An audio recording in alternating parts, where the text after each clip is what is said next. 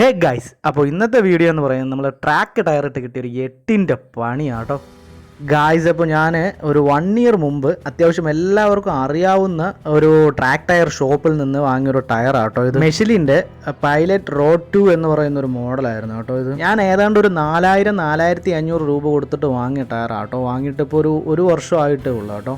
ശരിക്കും പറഞ്ഞാൽ ഇട്ട ടൈം വല്ല പ്രശ്നമില്ലായിരുന്നു കേട്ടോ. ഇട്ടൊരു 3 ആഴ്ച കഴിഞ്ഞപ്പോൾ ശരിക്കും ഇവൻ പണി തുടങ്ങി കേട്ടോ. ഒരു 3 ആഴ്ച കഴിഞ്ഞപ്പോഴത്തേക്ക് ശരിക്കും ഇവൻ ട്രാക്ക് ടയറിൻ്റെ സ്വഭാവം കാണിച്ചു തുടങ്ങി കേട്ടോ.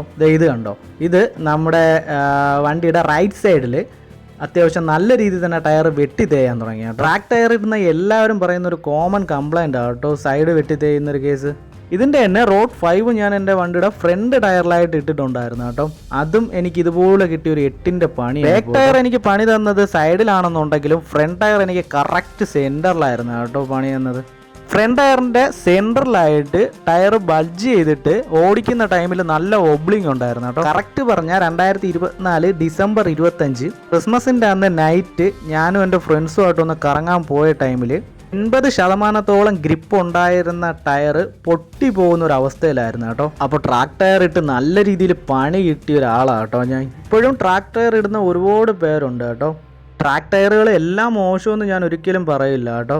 എന്നാലും ഇതുപോലെ മോശം ടയറുകളും ഉണ്ട് കേട്ടോ. എനിക്കുണ്ടായ അനുഭവം കൂടിയാണ് കേട്ടോ ഞാൻ നിങ്ങളോട് ഷെയർ ചെയ്തത്. ഒരിക്കലും ടയറിൻ്റെ സൈസ് കണ്ടിട്ട് ടയർ എടുക്കരുത് കേട്ടോ. വണ്ടിയിൽ ഇട്ട് കഴിയുമ്പോഴത്തേക്ക് കാണാൻ നല്ല ലുക്കായിരിക്കും, പക്ഷെ പൈസ ഇതുപോലെ ഒരുപാട് ലോസ് ആവും. പിന്നെ ട്രാക്ക് ടയറുകൾ എപ്പോഴും ട്രാക്കിൽ ഓടിക്കാൻ വേണ്ടിയിട്ട് ഉണ്ടാക്കിയിരിക്കുന്നതാണ് കേട്ടോ.